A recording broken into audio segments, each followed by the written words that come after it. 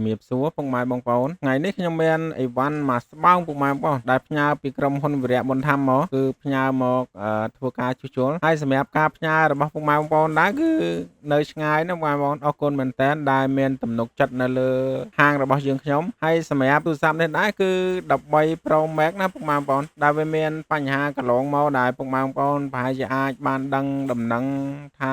វាមានបញ្ហាអីហើយសម្រាប់13 Pro Max នេះគឺវាមានបញ្ហាចេញសណាចេញពណ៌ផ្សេងដែលពុកម៉ែបងប្អូនបានធ្លាប់ដឹងធ្លាប់ឮពីមុនមកហើយសម្រាប់ទូរស័ព្ទ13 Pro Max នេះដែរគឺហាងយើងខ្ញុំមានសេវាកម្មជួសជុលណាពុកម៉ែបងប្អូនពេលដែលយើងជួសជុលហើយគឺវាមិនមានបញ្ហាអញ្ចឹងកើតឡើងទេអត់អីទេណាគឺប្រើប្រាស់បានយូរជាក់ស្ដែងគឺនៅលើភ្ញៀវដែលគាត់ប្រើប្រាស់កន្លងមកដែលខ្ញុំបានជួសជុល73 ឆ្នាំណាពុកម៉ែបងប្អូនសម្រាប់13 Pro Max នេះអត់ដែលមានភ្ញៀវគាត់មានបញ្ហា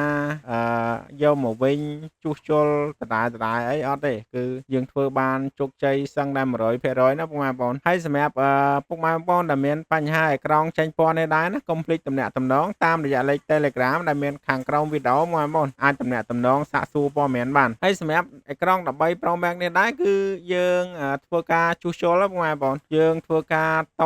កន្លែងដែលខូចខាតរបស់អេក្រង់ហ្នឹងដែលវាមានបញ្ហាដាច់មានបញ្ហាអីគឺយើងធ្វើការតវាមកវិញយើងអត់បាច់ធ្វើការផ្លាស់ប្ដូរ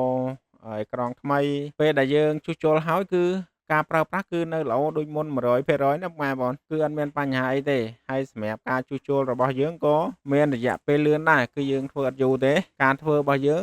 អត់ដល់កន្លះម៉ោងទេបងប្អូនគឺយើង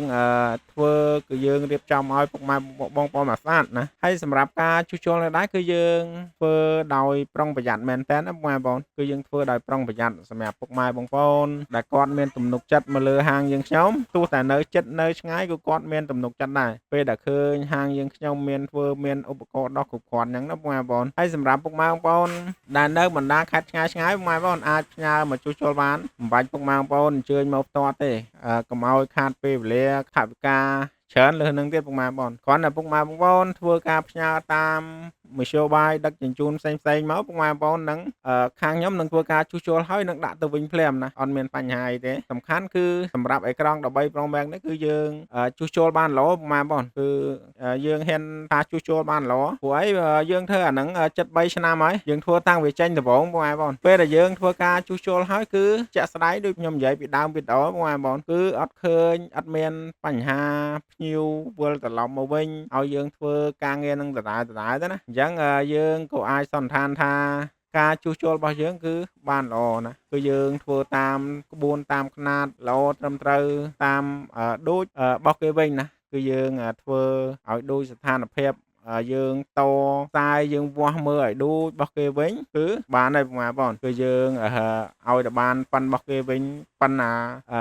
ចរន្តoriginal របស់វាគឺបានហើយអញ្ចឹងនៅក្នុងវីដេអូនេះគឺមានតែប៉ុណ្្នឹងទេបងប្អូនជាចុងក្រោយបងប្អូនកុំភ្លេចជួយ Subscribe Channel មួយផង Follow Page Like Share ដើម្បីជួបគ្នានៅវីដេអូក្រោយអរគុណជំរាបលា